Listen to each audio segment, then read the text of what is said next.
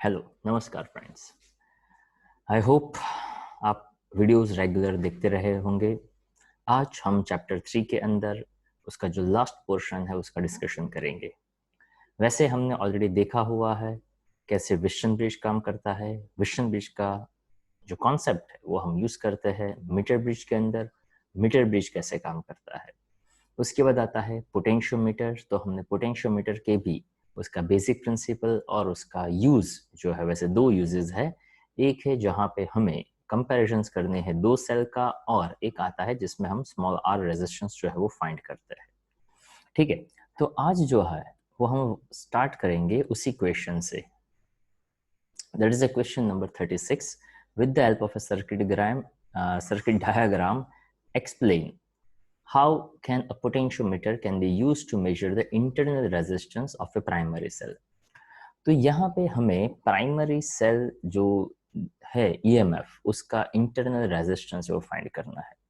If you remember it, और मैंने ऐसा कहा है कि ये जो भी क्वेश्चन है वो एग्जाम पॉइंट ऑफ व्यू से बहुत ही काम के है, जो आपको डेफिनेटली पता ही होना चाहिए। यहाँ मैं आपके साथ एक और बार फिर से वो जो फिगर है वो मैं शेयर कर देता हूँ ताकि वो आपको अच्छी तरह से आइडिया रहे। Wheatstone bridge, meter bridge and potentiometer. Last time जो हमारा जो सेशन था वहां पे हमने हल्का सा आइडिया लेने का ट्राई किया था कि कैसे पोटेंशियोमीटर या तो जो विशन ब्रिज है वो कैसा दिखता है, उसकी प्रैक्टिकल अरेंजमेंट कैसी होती है। Okay, so here I am just trying to show that कि कैसे ये जो मीटर ब्रिज है वो काम करता है। ठीक है, मीटर ब्रिज एक्सपेरिमेंट देखते हैं आज हम। तो यहाँ पे एक सिंपल सा आइडिया भी आप लगा सकते हैं, जैसे कि दिस इज जस्ट एग्जांपल। आप यहाँ पे देखेंगे, अब देखिएगा दिस वन। देखिए यहाँ पे आपको एक फिगर दिख रहा है, उस फिगर के अंदर यहाँ पे एक मीटर ब्रिज का एक वीडियो जो है वो सिंपल सा दिखाया हुआ है। ठीक है, वैसे ये एक सिंपल सा पिक्चर है, कैसे ये सिंपल मीटर ब्रिज का अरेंजमेंट होता है वो दिखाया है।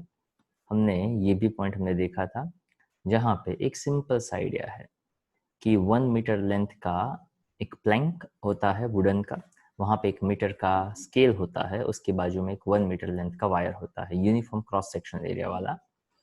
यहाँ पे मेन सोर्स है, यहाँ से एक कॉपर स्ट्रिप है, यहाँ पे एक अननोन रेजिस्टेंस है, यहाँ पे एक रेजिस्टेंस बॉक्स है। ये सब कुछ हमने यहाँ पे देखा हुआ था। आई होप ये सब क्लियर होगा। उसी के साथ साथ अगर मान लो हम मीटर ब्रिज के जो एक्सपेरिमेंट है जहाँ पे कंपैरिजन ऑफ सेल की हम बात करते हैं, तो कंपैरिजन ऑफ सेल है वो भी यहाँ से आप देख सकते हैं। ओके, जैसे यहाँ पे ये जो है वो एक सिंपल उसका जो अरेंजमेंट है वो यहाँ पे दिया हुआ है।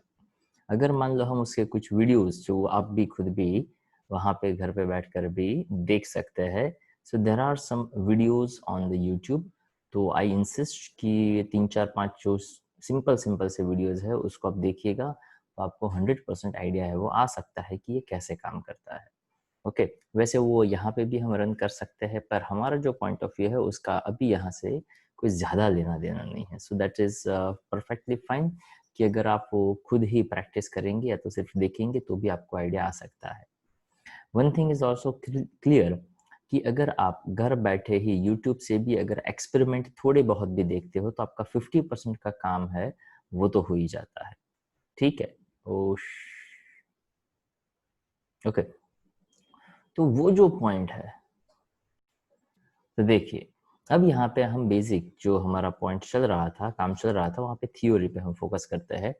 देखिए यहाँ पे ये मैंने फिगर बताया था कि ये जो 4 लाइन है वो कॉमन रहेगा, बैटरी, रियोस्टेट और यहाँ पे जो की है वो भी कॉमन रहेगा। आपको प्रीवियस वाला फिगर नहीं याद हो तो फिर से मैं यहाँ से उसको रिवाइज करवा देता हूँ। ओके, ये सबसे पहला फिगर था मीटर ब्रिज का, जहाँ पे आपको 4 मीटर लेंथ का एक वायर लेना था, ए और बी के बीच में एक बैटरी, एक रियोस्टेट और एक की कनेक्टेड था। यहाँ से एक वोल्ट मीटर कनेक्ट किया था और ये जॉयस्टिक यहाँ पे स्लाइड करते हैं तो आपको उसका प्रिंसिपल जो है बेसिकली मिलता है, voltage changes as length changes. I hope it's clear. उसके बाद हमने लास्ट टाइम उसका एक और एप्लीकेशन, मतलब फर्स्ट एप्लीकेशन देखा where we need to compare 2 different cells और उसके ईएमएफ देखने थे। So again here we have to take A, B, ये पूरा 4 मीटर लेंथ का वायर, बैटरी, की and rheostat. I hope it's clear. Okay, तो वैसे ये जो भी फिगर है उसको आप थोड़े से आप ट्राई करेंगे तो आपको ज़्यादा पता उसमें चल सकता है.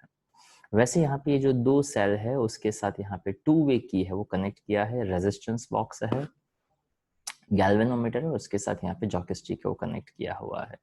ओके, यहाँ पे हल्का सा फिर से रिवाइज करवा दूँ. हमने ऐसा समझा था कि अगर मान लो मैं इनिशियली ए को कनेक्ट करता हूँ, अगर पहले मैंने ए को कनेक्ट किया हुआ है तो ए को कनेक्ट करने से E1 जो है वो कनेक्ट होता है.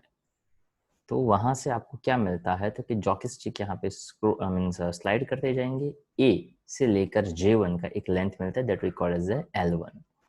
तो E1 इज इक्वल्स टू के L1 या तो AJ1 ऐसा आप कह सकते थे, इक्वेशन 1 था.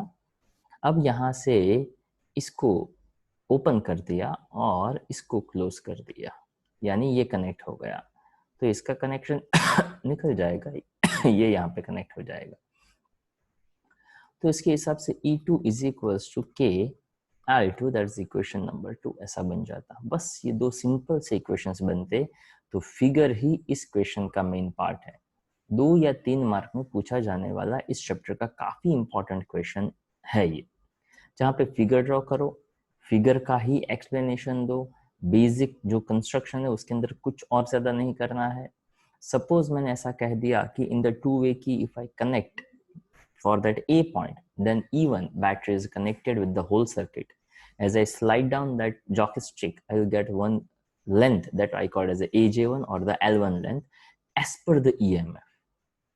Slide करते करते where I will get that current zero in the galvanometer. So there's a zero deflection in the galvanometer. That is the suitable length for that specific EMF or that specific battery. If I open that A key and close that B key, and again if I just slide down on that potentiometer apparatus, I will get again some appropriate length where I will get zero current. Deflection zero हो जाना, यानी galvanometer है वो straight pointer जैसा normal condition में होता है वैसा हो जाना, तो आपको एक और लेंथ देता है दूसरे ईएमएफ के लिए. उसके बाद बस सिंपल उसका आप रेशियो निकाल लो, क्वेश्चन आपका वहां पे खत्म हो जाता था. अब वही फिगर के अंदर अब जो नेक्स्ट हमें बताना है कि क्या क्या आएगा, तो क्या आएगा इतना सब कुछ, ये ईएमएफ है, रियोस्टेट है, एबी है, वो सब कुछ आएगा, रेजिस्टेंस बॉक्स आएगा, गैल्वेनोमीटर आएगा, पर यहाँ पे जो एक ईएमएफ और एक और की कनेक्टेड है ना, वो निकल जाएगा. एक ईएमएफ आएगा, एक की आएगा और रेजिस्टेंस बॉक्स उसके साथ ऊपर आ जाएगा. अब वही फिगर को कैसे करना है देखिएगा आप. ओके, उसके बाद मैं भी बता देता हूं कैसे वो काम करेगा. So here this is the question. With the help of this diagram we have to find out internal resistance of the battery. तो देखिए यहाँ पे EMF जो है वो आ गया. ओके, ये EMF है वो आ गया. अब ये जो EMF आ चुका है, यहाँ पे रेजिस्टेंस बॉक्स आ चुका है, यहाँ पे K2 ले लिया और ये गैल्वेनोमीटर आ गया. अब यहाँ पे जो किस्सा है ध्यान से सुनिएगा जो बोल रहा हूँ उसको. K1 जो है, K1 और K2 ऐसे नाम दिया, अदरवाइज K एंड K1 भी कह सकते हैं. But important point is that कि ये की तो हम क्लोज करेंगे ही करेंगे, तो ही बैटरी वहां पे कनेक्ट होने वाला है. तो उसका थोड़ा आइडिया दे रहा हूँ ये कैसे काम करेगा, ध्यान से सुनिएगा और समझने का ट्राई करिएगा. Okay, so here it is about to find out internal resistance of battery.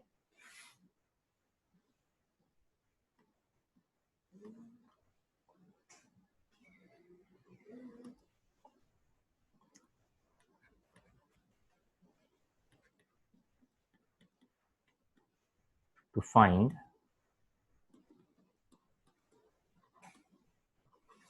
internal resistance of cell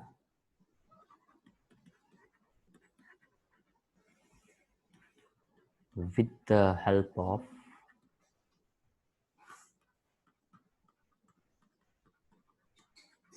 पॉटमीट का मतलब करेंगे पोटेंशियोमीटर, ठीक है। तो देखिए यहाँ पे क्या करना है, तो कि सबसे पहले जो बेसिक पॉइंट्स मैंने बताया कि यार ये जो 4 लाइन है वो तो आने ही वाली है, ठीक है। ये ए से लेकर बी तक ये 4 लाइन आ गई। थोड़ा अच्छा दिखाना हो तो आप यहाँ पे ऐसा क्लैंप जैसा दिखा सकते हैं, थोड़ा फिल जो है वो अच्छा आता है। Okay, so this is A, this is B. अब थोड़ा और अच्छा दिखाने के लिए आप यहाँ पे थोड़ा सा ये थोड़ा और सिंप्लीफाई फिगर या तो थोड़ा और अच्छा फिगर आप बना सकते हैं। यहाँ पे एक की ले लेंगे जिसको मैं K1 कह देता हूँ। इसके साथ यहाँ पे बैटरी कनेक्ट करना है, पॉजिटिव नेगेटिव पॉजिटिव नेगेटिव। अब यहाँ पे ये जो पॉइंट है इतना तो सब में कॉमन था। अब इससे आगे क्या लेना है, तो कि इसी लाइन को आप खींच सकते हैं या यहाँ से कोई एक और लाइन ले लेता हूँ। ओके, तो मान लो मैंने यहाँ से एक ईएमएफ कनेक्ट किया और यहाँ से एक रेजिस्टेंस बॉक्स जो है वो ले लिया और उसी के साथ हमने यहाँ पे जो की है उसको कनेक्ट कर दिया। देन आफ्टर गैल्वेनोमीटर और जॉयस्टिक आ गया, ठीक है। लेबलिंग करने के लिए ये ए है, ये बी है, ये मेन ईएमएफ, ये रियोस्टेट, ये अनदर ईएमएफ जिसको मैं E1 कहने वाला हूँ, या तो आप सिंपल भी ई कह दो तो भी चलता है। ओके, और ये गैल्वेनोमीटर है जिसको जे आप यहाँ पे कह सकते हैं जॉयस्टिक। अब E1 कहो या ई कहो, ज्यादा वहां पे कोई फर्क नहीं पड़ने वाला है, so you can just say ई और E1 व्हाटएवर। बट यहाँ पे ये जो की है, की K2, इसका इंपॉर्टेंस बहुत ज्यादा है। तो यहाँ पे बेसिकली 3 पॉइंट समझना है कि K1 जो है वो तो ओपन ही, सॉरी, K1 जो है वो तो क्लोज ही रखना है। पर उसके बाद 2 फिनोमेना बनती है, एक में K1 ओपन रखते हैं, एक में K2 ओपन रखते हैं, एक में K2 क्लोज रखते हैं। So when I keep that K1 close, okay, अगर मैंने कह दिया कि K1 क्लोज है, ओके, ये एक सिचुएशन, पहली सिचुएशन, तो ऑफ कोर्स उसमें यहाँ पे K2 जो है वो पहले मैंने ओपन रखा है। जैसे मैंने K2 ओपन रखा हुआ है, when I keep that K2 open, यानी RB रेजिस्टेंस बॉक्स वो कनेक्टेड नहीं है।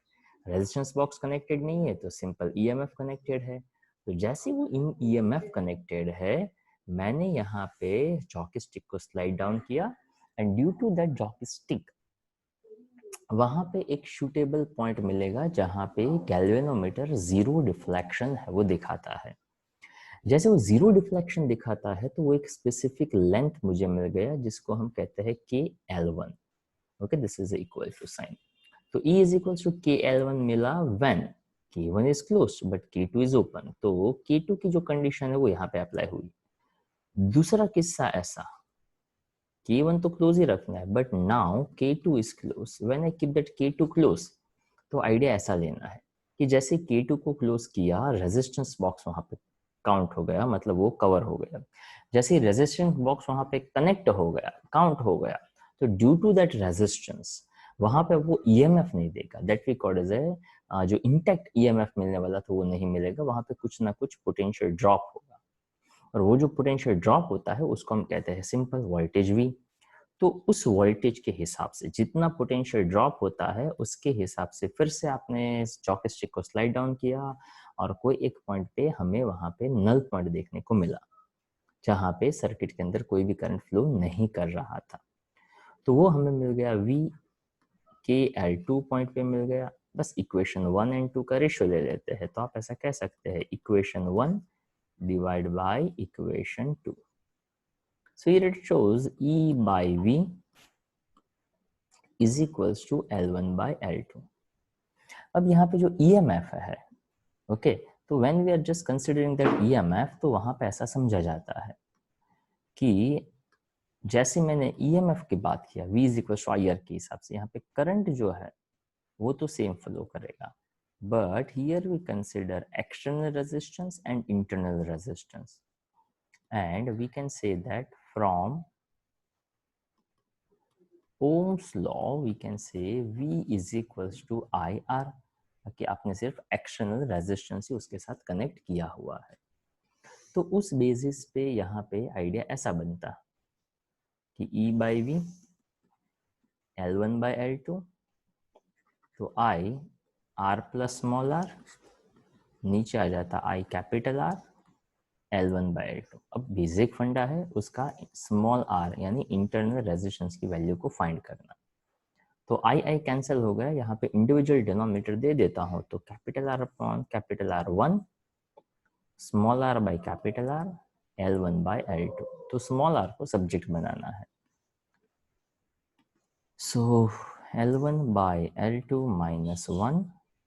तो यहाँ पे आपको स्मॉल r का फॉर्मूला मिल जाता है L1 by L2 minus 1 into capital R। तो ये हमारे लिए बहुत ही काम का फॉर्मूला होता है। So those who are interested कि भाई मुझे ये नोट डाउन करना है, तो जैसे ये वीडियो आगे बढ़ता है आप फिर से थोड़ा रिवाइंड करके पॉज करके जो यहाँ पे लिखा है उसको आप लिख सकते हैं, पर जो समझना था वो मैंने वहाँ पे नोट्स में दिया ही है। दो बेसिक कंडीशंस, K1 तो क्लोज करेंगे तो ही सर्किट आगे बढ़ेगा, but when the K2 is open मतलब वहाँ पे रेजिस्टेंस बॉक्स नहीं कनेक्टेड था। When resistance box is not connected तो वो हमें EMF देता है। पर यहाँ पे इस चीज को समझना भी जरूरी है। देखो यहाँ पे मैं समझा रहा हूँ कि पहले ध्यान से समझिएगा कि positive term of the cell of EMF was internal small r is to be measured, मतलब जो सर्किट का अरेंजमेंट है वो बताया है एज शोन इन फिगर के साथ। Resistance box RB is connected across the cell through a K2। Okay, अब ध्यान से सुनते जाइएगा उसका प्रोसीजर एग्जैक्टली क्या होने वाला है। तो सबसे पहले मैंने कहा कि K1 जो है उसको क्लोज ही रखना है तो ही काम सर्किट का जो चले।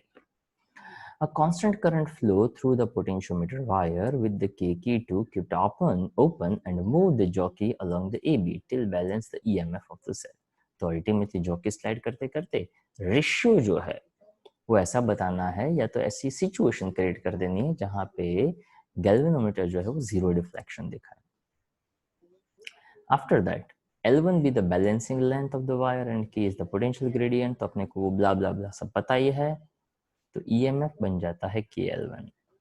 Now with the help of RB, that's called as the resistance box, introduce resistance capital R and close key K2, find the balance point of the terminal potential difference, that's V of the cell। तो V बन गया KL2, that's as per the Ohm's law।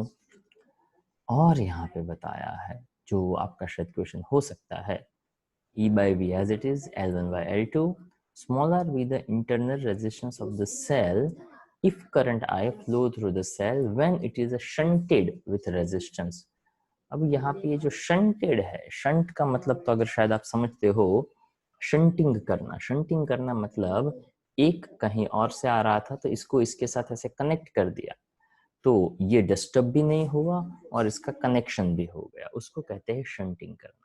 मतलब वहां पे current तो flow करेगा। So smaller be the internal resistance of the cell and if current I flow through cell when it is shunted with the resistance capital R, जब उसको capital R के साथ connect किया हुआ है तो as per the Ohm's law आपको मिल जाता है EMF I capital R plus small r, और ओम्स लॉ तो देता है V equal to I are.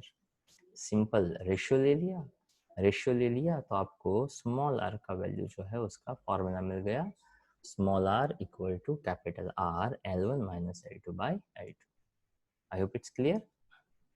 अब ये जो नेक्स्ट क्वेश्चन है उसके लिए मैं ऐसा कहूँगा कि आप पहले वीडियो को पॉज करिए और यहाँ पे जो पहले दिया हो इसको पढ़िए और उसके बाद फिर से वीडियो को ऑन करिए, तो शायद आपको ज़्यादा उसमें पता है वो चल सकता है। ठीक है, ओके तो देखिए यहाँ पे वैसे ये जो क्वेश्चन है 37, 38, 39 जो भी है बहुत ही सिंपल से क्वेश्चन है, जो अभी तक पढ़ा है उसमें हमने कितना आइडिया लगाया है उसी को यहाँ पे बताना है। Why is a potentiometer preferred over a voltmeter? तो ये हमने जब पोटेंशियोमीटर पढ़ा है उसके स्टार्टिंग पोर्शन में बताया था कि हम पोटेंशियोमीटर का यूज क्यों करते हैं, ताकि वोल्टमीटर है वो वोल्टेज मेजर कर सकता है, वो EMF नहीं मेजर कर सकता है। EMF मतलब जब आप कोई क्या बोलते हैं कि जब करंट नहीं फ्लो करता, that's called as a open circuit condition. तो ओपन सर्किट कंडीशन में पोटेंशियोमीटर है वो काम कर सकता है, वोल्ट मीटर के लिए आपको बैटरी कनेक्ट करना पड़ेगा, जैसे बैटरी कनेक्ट करेंगे वो वहां पे करंट फ्लो करेगा, करंट फ्लो करेगा तो आपको पोटेंशियल डिफरेंस देता है, वो आपको ईएमएफ नहीं दे सकता है। So potentiometer is a null method device. Null means zero. At a null point, it does not draw, this is important point, does not draw any current from the cell, and thus there is no potential drop due to the internal resistance of the cell. तो वहाँ पे internal resistance की वजह से भी वहाँ पे कोई current जाता नहीं है. And that measures PD in an open circuit condition. वहाँ पे open circuit condition बन जाता है, मतलब current flow नहीं करता है. And that is equal to the EMF of the cell. That's why we use potentiometer. वैसे लिखा है. On the other hand, a wattmeter draws small current. भले थोड़ा सा ही पर थोड़ा तो वो ड्रॉ करेगा. जैसे वो थोड़ा सा ही करंट ड्रॉ करेगा तो डेफिनेटली वो इफेक्ट करेगा कि वो आपको ईएमएफ नहीं पर पोटेंशियल डिफरेंस देगा. ठीक है. उसी तरह से 38 नंबर का क्वेश्चन है, उसके लिए भी आपको पहले खुद पढ़ना चाहिए और उसके बाद आगे का मेरा एक्सप्लेनेशन है वो आपको सुनना चाहिए. ठीक है. What do you mean by, pause किया कि सुन ही रहे हो? कोई बात नहीं, सुन लीजिए. What do you mean by sensitivity of a western bridge, on what factors does it depend?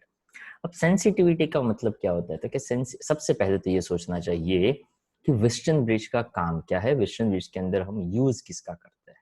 ठीक है. तो गैल्वेनोमीटर जो करंट को शो करता है या तो करंट की डायरेक्शन को शो करता है. तो कोई भी सर्किट के अंदर अगर हम माइनर सा भी करंट पास करते हैं तो उसकी प्रेजेंस को शो करता है गैल्वेनोमीटर. अगर मान लो हमने विशन ब्रिज का यूज किया और उसमें हमने बैलेंस कंडीशन अप्लाई किया और हमने ऐसा शो किया कि वहां पे बिल्कुल भी करंट पास नहीं कर रहा है, बिल्कुल भी करंट पास नहीं करेगा, उसका मतलब ये कि गैल्वेनोमीटर जीरो डिफ्लेक्शन दिखाएगा. तो सेंसिटिविटी मतलब वहां पे हल्का सा भी करंट पास नहीं होना चाहिए.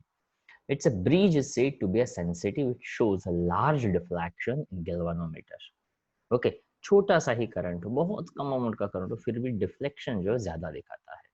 आई थिंक हमने ये भी देखा हुआ है, फिर से यहाँ पे आइडिया लेते हैं. वैसे आई थिंक ओके गैल्वेनोमीटर शायद आपने देखा हो या तो हमने डिस्कशन में उसका जिक्र किया हो. तो देखिए यहाँ पे गैल्वेनोमीटर जो है उसकी फिगर है वो भी मैं आपको दिखा देता हूँ. तो देखिए ये है गैल्वेनोमीटर. ठीक है.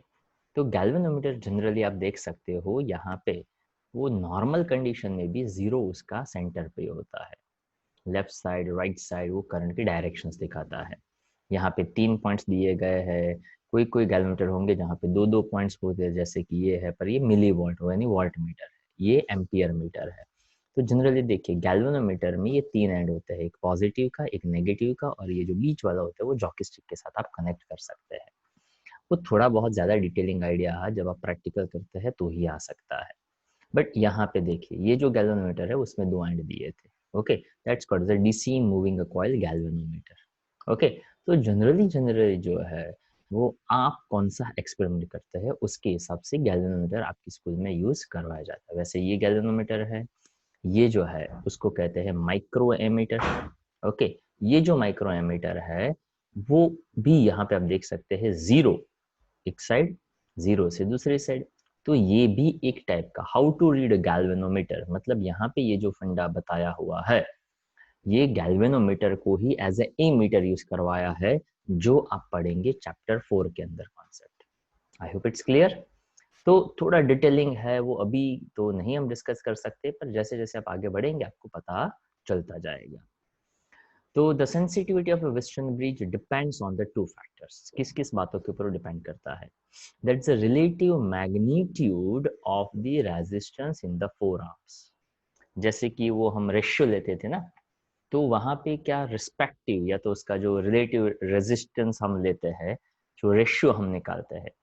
जैसे कि अगर मैंने कहा है 5/10 एंड 10/20, तो 5/10 दैट इज कंसिडर्ड 1/2, 10/20 यानी दैट्स आल्सो 1/2. तो अगर एक साइड से रेशियो मेंटेन हो रहा है तो आप कोई भी तरीके से करो तो रेशियो मेंटेन होगा ही होगा. अगर रेशियो इक्वल हो गया तो गैल्वेनोमीटर 0 डिफ्लेक्शन देगा। तो यहाँ पे लिखा है the bridge is a most sensitive when all the 4 resistance R of the same order. Same order मतलब क्या? तो क्या अगर मान लो 5 10 10 20 ऐसे मैंने कहा, आपको चेक करना पड़ा रेशियो सेम या नहीं है।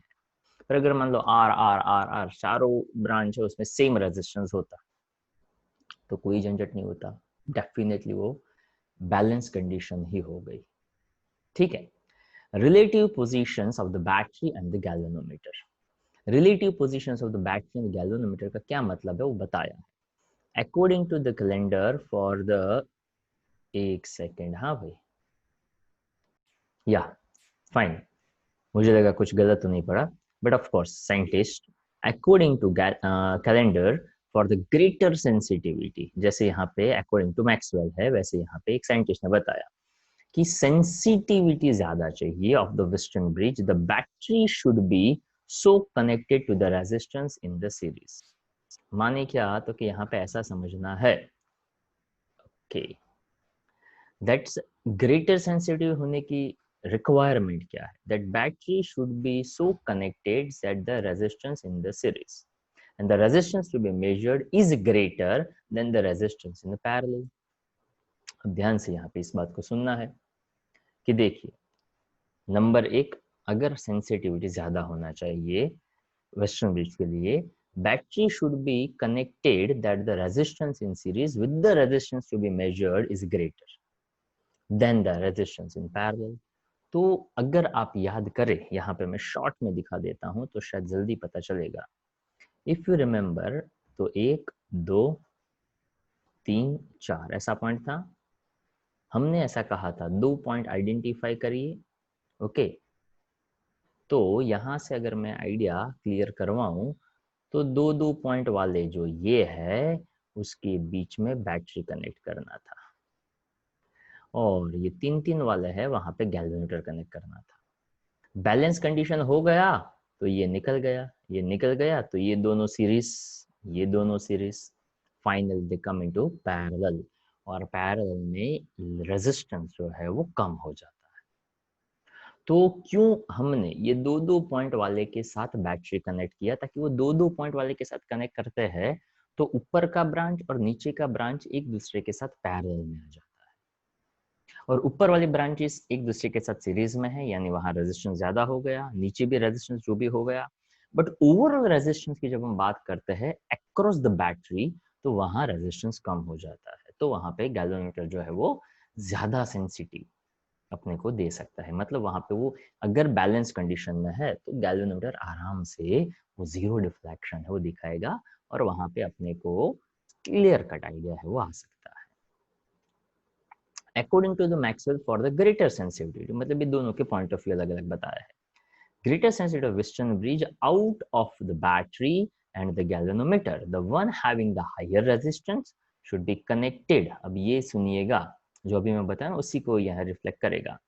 one having a higher resistance that should be connected between the junction of the 2 highest resistances and the junction of the 2 lowest resistances। तो देखिए यहाँ पे जब ये दोनों सीरीज में होंगे तो उसका रेजिस्टेंस ज्यादा होगा, ये दोनों का भी ज्यादा होगा।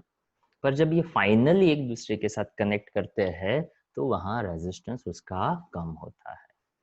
ओके, फिर से पूरा स्टेटमेंट पढ़ते हैं तो पूरा आइडिया आ जाता है। वैसे ये पूरा का पूरा कॉन्सेप्चुअल पॉइंट है, ऐसा कभी कोई नहीं पूछने वाला 38 नंबर का question, that's what is a what do by sensitivity and how it depends, ऐसा नहीं पूछते। बट यहाँ से एक कॉन्सेप्ट जो है वो डेवलप होता है कि अगर हमें वेस्टर्न ब्रिज का सेंसिटिविटी ज्यादा चाहिए तो out of the battery and the galvanometer किसको कहाँ कनेक्ट करना है।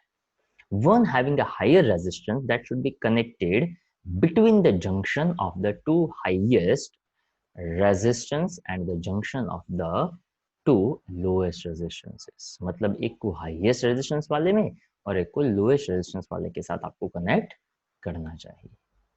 ओके, फिर से एक और बार पढ़ने से शायद आपको जो भी डाउट हो यहाँ पे आपका शायद क्लियर हो सकता है। ठीक है, चलो नेक्स्ट पॉइंट अगेन आप थोड़ा पॉज करके खुद समझने का ट्राई करेंगे तो भी ज्यादा अच्छा रहेगा.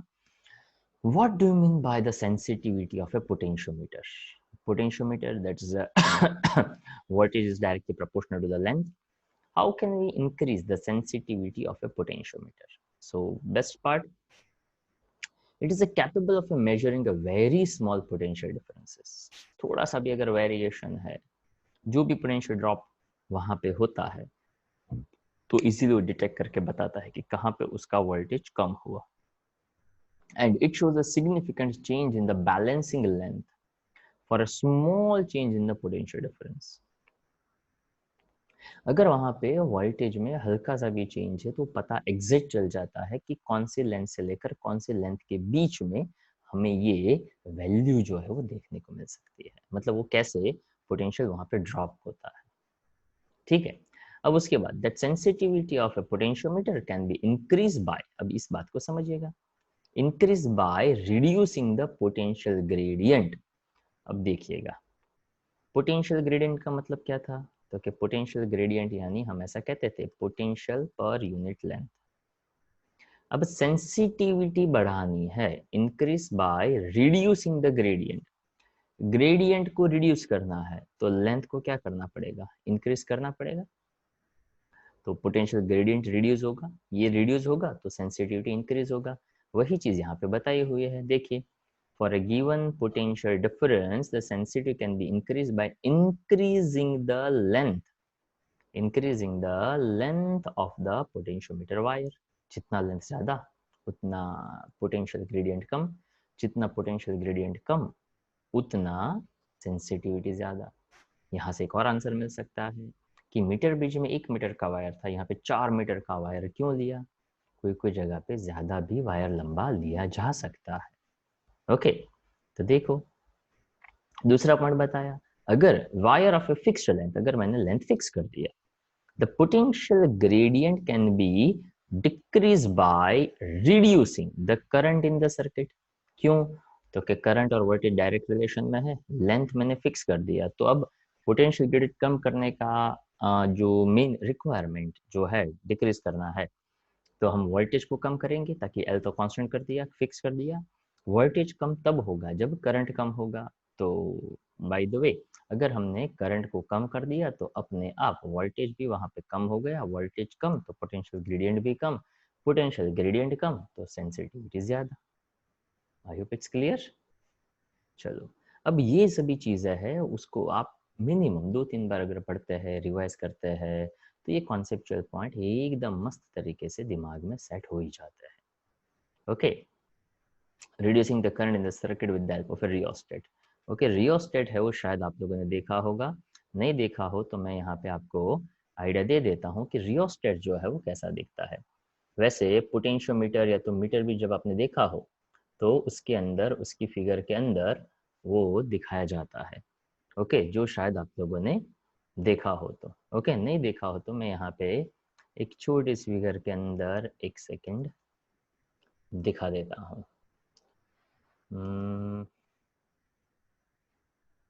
यस, देखिए यहाँ पे ये जो फिगर है, ओके, यहाँ पे आप जो फिगर देख रहे हैं इसको कहते हैं रियोस्टेट.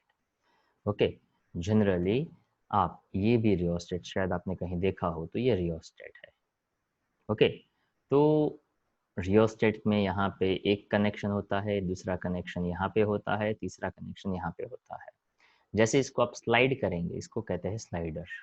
ओके, जैसे उसको स्लाइड करेंगे तो उसकी लेंथ के अकॉर्डिंग वहाँ पे उसका रेजिस्टेंस जो है वो चेंज होता रहता है. रियोस्टेट मतलब उसको कहते हैं variable resistor. I hope it's clear. चलो, आफ्टर दैट लास्ट क्वेश्चन की बात कर देते हैं. What are the advantages of measuring the resistance by Western Bridge method over the other methods?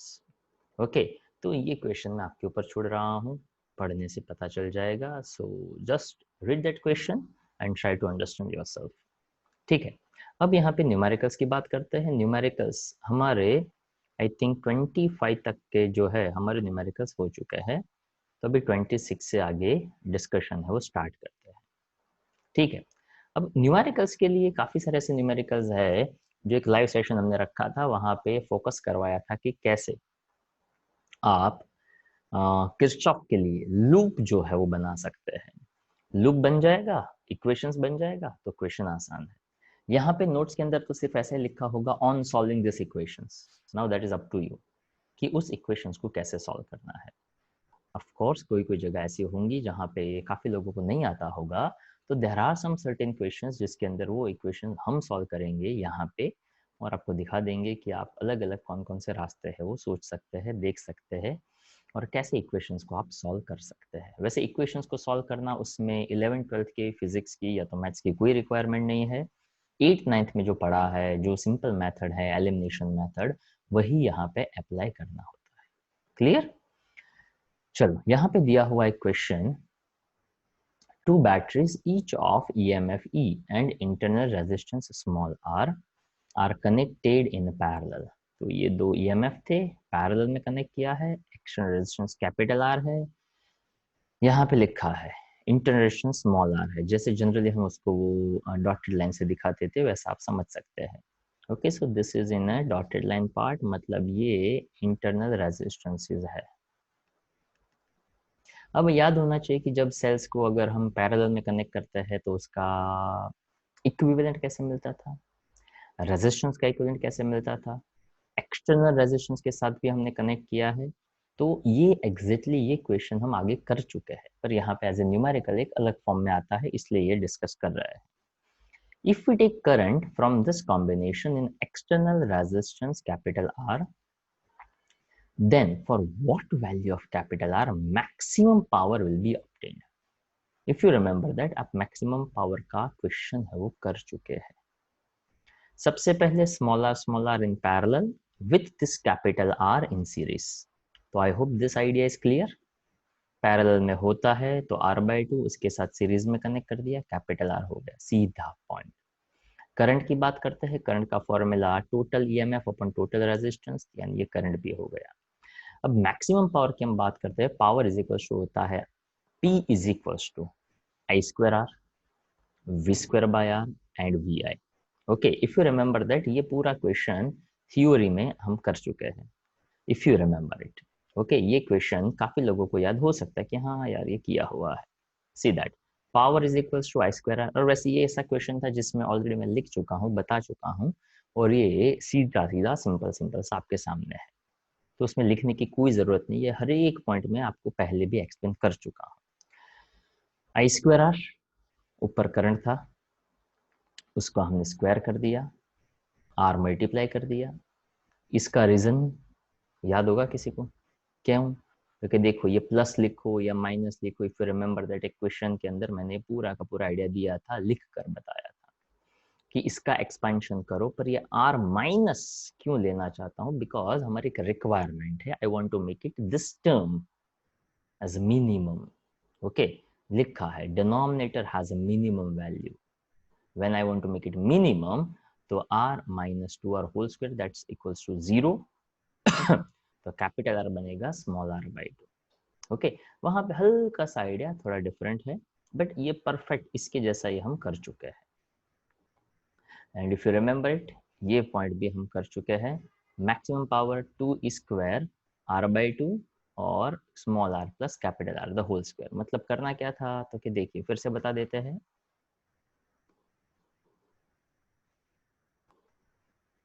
देखो स्मॉल r प्लस r, ये 2 का एलसीएम ले लिया और ये 2 ऊपर चला गया, यानी ये पूरा का पूरा आपका करंट का वैल्यू बन चुका है। करंट का स्क्वायर करना था, यानी 2e का square small r plus 2r का होल स्क्वायर आपने कर दिया। 4e² आ रहा है एज इट इज, इसका जो एक्सपेंशन होता है small r square plus 4 small r capital R plus 4r square. पर अगर मुझे यहाँ पे माइनस साइन चाहिए तो मुझे क्या करना पड़ता, तो कि प्लस 8r लिखना पड़ता, तो ही फाइनली यहाँ पे मिडल टर्म है वो एडजस्ट होता। सिंपल लैंग्वेज में मैं कहूँ तो मैंने यहाँ पे मिडल टर्म को एडजस्ट किया। वो एडजस्ट करने की कंडीशंस, इसको 0 बताना, इसको 0 बताना, कैपिटल R कैंसिल होना, 4 और नीचे 8 है तो दैट्स कैंसिल 1/2, तो E² by 2R। ऐसा आंसर आपका आना। तो देखो E²/2r डायरेक्ट आंसर आ गया। सो condition is that denominator minimum तो ओवरऑल वैल्यू मैक्सिमम। क्लियर? चलो after that question number 27। Question 27 बहुत सिंपल सा है, जिसमें बेसिक आइडिया लगाने से आंसर मिल सकता है। To wires made up of tinned copper having identical cross section 10⁻⁻⁶ meter square and a length 10 centimeter, 15 centimeter are to be used as a fuse. Show that the fuse will melt at the same value of current in each case. ये थोड़ा interesting question बन सकता है अगर हम उसको अच्छी तरह से देखने का ट्राई करें। वैसे ये कॉन्सेप्ट अब ज़्यादा फिजिबल या तो प्रैक्टिकली अगर हम बात करें तो ये जो फ्यूज है ना, फ्यूज मेल्ट होने वाला किस्सा अब ज़्यादा हम नहीं देखते हैं। ओके, ताकि अब यहाँ पे वो जो फ्यूज लगाते थे या तो फ्यूज निकालते हैं, ऐसा शायद आप बहुत कम जगह पे देखते होंगे।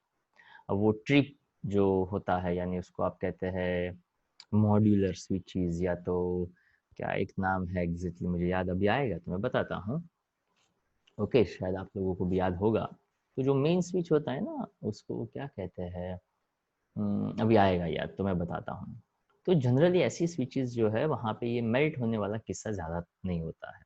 पर्पस क्या होता है, तो क्योंकि फ्यूज में एक कनेक्शन होता है वायर का बाहर से, मतलब जो एक्सटर्नल जहाँ से हमें सोर्स, जहाँ से एनर्जी मिलता है, अगर मान लो वहाँ पे कोई फ्लक्चुएशन है, करंट ज़्यादा आ जाता है, तो H is equal to I²RT के हिसाब से करंट ज़्यादा आ गया, करंट ज़्यादा आ गया तो वो कनेक्शन, वो वायर जो है वो मेल्ट हो जाएगा, तो उसका करंट आगे नहीं फॉरवर्ड होगा और घर में जो अप्लायंसेस है उसको हम बचा सकते हैं। ओके, वो अपना एक बेसिक पर्पस हुआ करता था।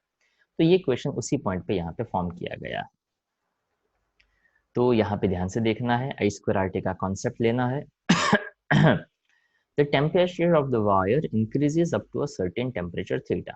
Okay, temperature of wire increases up to a certain temperature theta, where the heat produced per second by the current is that's equal to heat loss. यानी H is equals to I²RT, heat per time that is I²R, जिसको आप power भी तो कह सकते हैं। तो देखो I²R का funda, resistance is equal to rho L by A का funda, area pi r square, ताकि यहाँ पे जो रिलेशन है वो क्रॉस सेक्शनल एरिया का और अलग अलग लेंथ का है। Now, if H is considered a heat loss per unit surface area of the wire, and if we ignore that heat loss from the end faces of the wire, so that heat loss per second by the wire into curved surface area of the wire. अब इसको समझने का try करिए। इसका जो basic फंडा है वो ऐसा कहना चाहता है, पूरा का पूरा line, that is heat loss per second per unit surface area of the wire, and if we ignore the heat loss from the end faces. मतलब क्या, तो कि माइनर लेवल पे भी आप देखो ना, तो वायर को हम ऐसा कंसिडर करते हैं। Okay, just consider a uniform cross section area वाला वायर। ओके, रैंडम नहीं समझना है या तो कम ज्यादा नहीं समझना है, you can consider as a uniform cross section area. अगर वो यूनिफॉर्म क्रॉस सेक्शन एरिया वाला वायर है, तो जो वहां पे हीट प्रोड्यूस हो रहा है, तो उसका जो ये कर्व्ड पार्ट है, okay, that we called as a 2πRL। 2πRL मतलब क्या, तो कि देखिए length of the wire and circumference of the wire. Okay, तो ultimately that becomes a area. तो हीट इनटू एरिया, तो वहां पे बन जाता है, देखो व्हेन द स्टेडी करंट और the steady state is attained, तो हिटलेस इनटू एरिया, तो that is equivalent to heat I², that is a I²। एक सेकंड, हाँ यहाँ पे आप उसको ऐसा समझिएगा, just make that correction. Okay, ये वाली जो वैल्यू है वो L² नहीं है, वो I² है। Okay, for your convenience if I just make that, if it's possible here right now. Okay, वो यहाँ अभी नहीं बनेगा, मुझे बाद में करना पड़ेगा, but just for your knowledge ये L² नहीं है।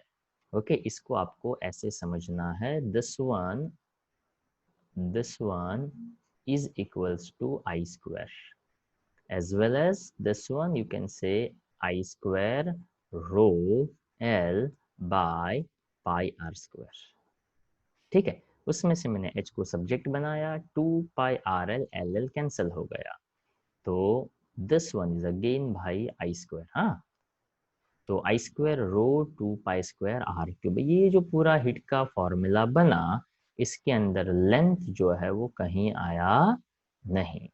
यहाँ पे बताया वो 10 सेंटीमीटर का हो चाहे 15 सेंटीमीटर का हो, उसको यहाँ से कोई लेना देना नहीं रहता है, और वही इस क्वेश्चन का बेसिक पार्ट है, वो समझाने का ट्राई वो करते हैं।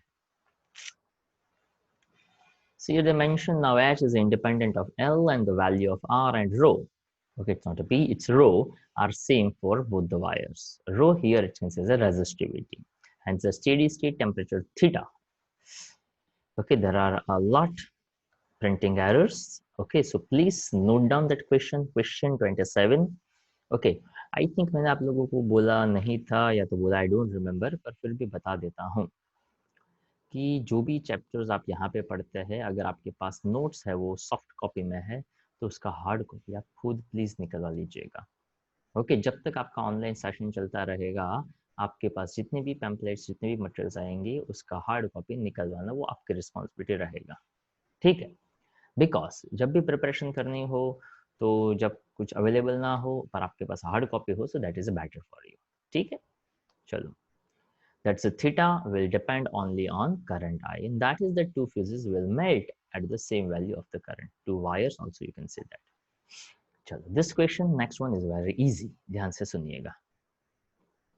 A fuse with a circular cross section radius of 0.15 millimeter blows at 15 ampere. What should be the radius of cross section? तो करंट दे दिया, एरिया दे दिया, okay, sorry, cross section radius 0.15 millimetre, यानी रेडियस दे दिया, क्रॉस सेक्शन एरिया कहाँ, and the radius of the cross section of a fuse made of the same material which will blow at 30 degree, sorry 30 ampere.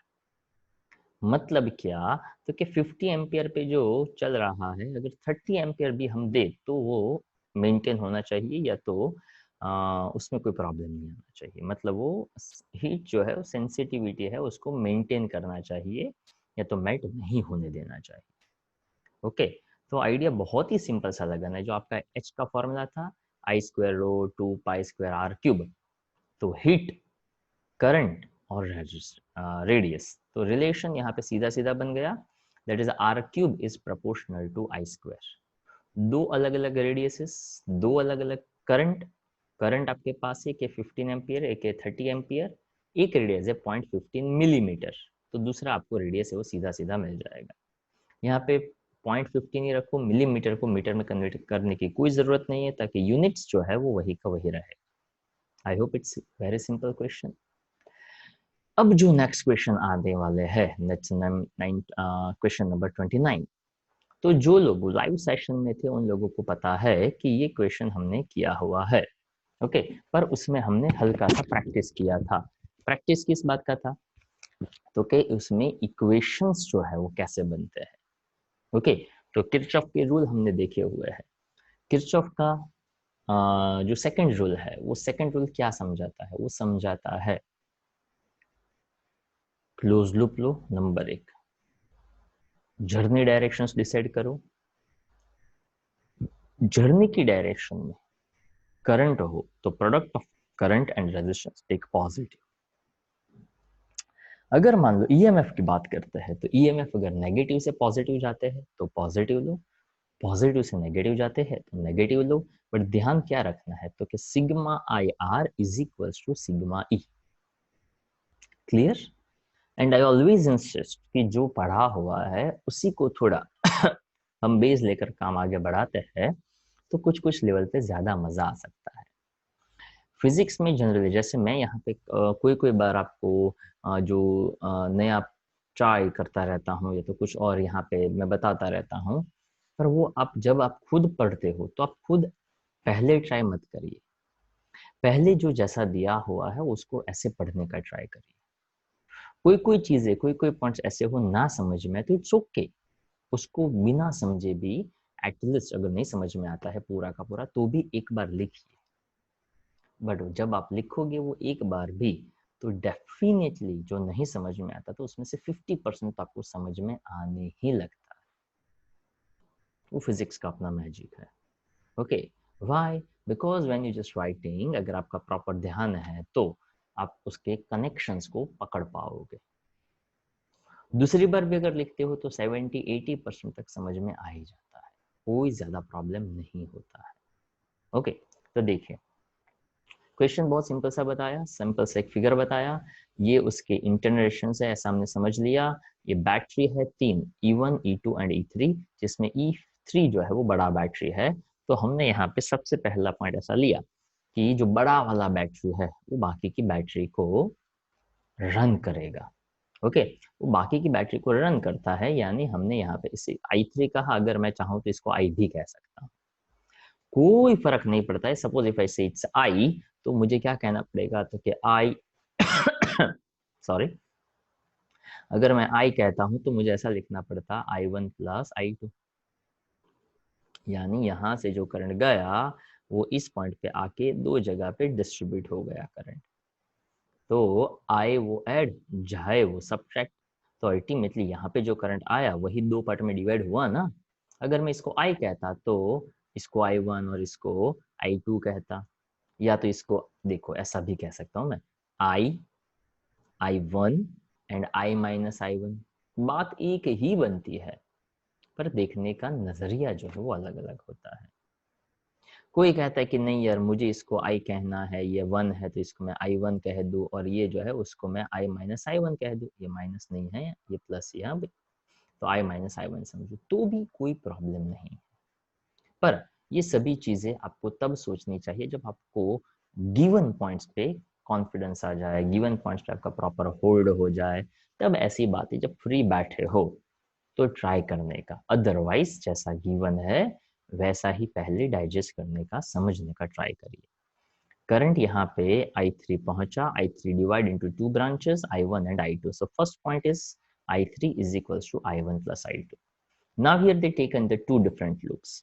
यहाँ पे अपर loop कहा है, lower loop कहा है, तो इफ यू रिमेम्बर इट, हमने live session में ऐसा कहा भी है कि अपर लूप या लोअर लूप की बजाय अगर आप चाहो तो इसको A, B, C, D, E, F ऐसा लेबलिंग कर सकते हैं, कोई प्रॉब्लम नहीं है, दैट्स डिपेंड्स ऑन अस। तो in the loop A, B, C, F, A, that's upper loop. तो देखो बैटरी जर्नी के डायरेक्शन, सॉरी ये तो उल्टा डायरेक्शन, ओके माय मिस्टेक। तो उसके लिए मुझे कैसा लूप लेना चाहिए, तो कि अगर मैं अपर लूप की बात करूं तो मुझे ऐसा लेना चाहिए A, F, C, B, A, यानी इसे स्टार्ट करके A पे आए, मैं ऐसे जा रहा हूँ पॉजिटिव से नेगेटिव। ओके, तो देखिए यहाँ पे जो लिखा है उसकी बजाय आप कंपैरिजंस दोनों का करते जाएंगे तो पता चलता जाएगा। पहले ईएमएफ का देख ले, पॉजिटिव से नेगेटिव -1, डेंग डेंग डेंग डेंग डेंग डेंग, यहाँ से यहाँ गए, बी से ए गए, नेगेटिव से पॉजिटिव, तो that is +2। I hope it's clear. Is equal to summation of I R, summation of IR in the journey direction, product will be, current and resistance will be positive। तो यहाँ पे आप कह सकते हो 3I2 and this one is opposite direction, तो -4I1। तो देखो ये आपका पहला वाला रेडी हो गया, 3I2 -4I1 is equals to 1। Okay, वही का वही लिखा हुआ है। लोअर लूप, तो कि लोअर लूप में जर्नी डायरेक्शन FCDEF, अगेन आप कह सकते हैं सेकंड लूप बन गया। ऑन सॉल्विंग इक्वेशंस, अब ये ऑन सॉल्विंग इक्वेशन वाला है किस्सा, वो आप ही को सॉल्व करना पड़ सकता है। ओके, फिर से मैं आइडिया दे दूं, आपको I1, I2 और I3 फाइंड करना है, ठीक है। तो देखो मैं यहाँ पे एक हल्का सा आइडिया दे देता हूँ, वैसे काफी सारे स्टूडेंट्स ने ये किया भी है। तो 3I2 -4I1 is equals to 1। Okay, second loop बनता है 3I2 प्लस 2I3, पर जो 2I3 है ना वो एक्चुअल में I1 प्लस I2 है, तो मैं ऐसा कर देता हूँ 2I1 प्लस 2I2, यानी ब्रैकेट को ओपन कर दिया और इज इक्वल्स टू मैंने 3 लिख दिया। यानी ये जो इक्वेशन था ना, उसको मैंने इस फॉर्मेट में लिखा। क्लियर है आइडिया? तो देखो 3i2 प्लस 2i2 यानी 5i2 बनता। तो 3i2 minus 4i1 is equals to 1। ये बन जाता है 5i2 plus 2i1 is equals to 3। अगर मैं इसको 2 से मल्टीप्लाई कर दूं, जैसे मैं 2 से मल्टीप्लाई करता हूं, तो 5 2 ज़ा 10i2, 4i1, 3 2 ज़ा 6। अब क्या करेंगे, ये वाले को मैं हटा दूं, मतलब जब आप सॉल्व करें तो ऐसे ही आप करेंगे। तो इस इक्वेशन को इस इक्वेशन को देखो, -4 +4 दोनों को ऐड कर दिया, ये कैंसिल हो गया।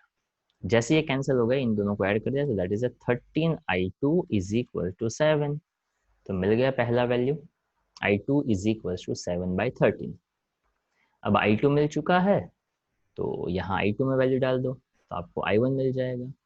i1 भी मिल गया, तो i1 प्लस i2 कर दो, तो आपको i3 भी मिल जाएगा।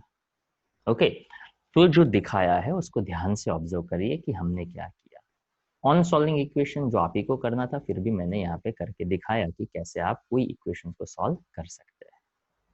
क्लियर? चलो, उसके बाद नेक्स्ट क्वेश्चन जो है ये वाला है, उसको हम नेक्स्ट में रखेंगे। तो आपका होमवर्क जो है वो क्या क्या रहेगा, यहाँ पे ये जो क्वेश्चन था दैट्स 29। ओके, तो 29 तक जो क्वेश्चंस लेने हैं आपको 26 से। ओके, तो 26 से लेकर 29 तक, तो यहाँ पे आप ऐसा कह सकते हैं, part 2 question 26 to question 26 to 29, 26, 27, 28 and 29। ठीक है, 26 टू 29 तक ट्वाइस। पार्ट 1 जो था उसके अंदर से आज की जो थियोरिकल क्वेश्चंस हमने किए वो भी आप एक बार लिखेंगे। कौन से क्वेश्चंस एक बार लिखेंगे वो भी बता देता हूँ, कौन से क्वेश्चंस 2 बार लिखेंगे वो भी बता देता हूँ। देखिए 36 नंबर का क्वेश्चन है जो काम का है, तो 36 क्वेश्चन 36 2 बार लिखेंगे, देन 37, 38, 39, 40 वो आप एक बार लिखेंगे, वन टाइम। ठीक है, ये आपका होमवर्क है, और ये होमवर्क जो है वो 24 आवर्स के अंदर आपको सबमिट कर देना है। ठीक है, तो यहाँ तक रखते हैं, बाय बाय, पढ़ते रहिए।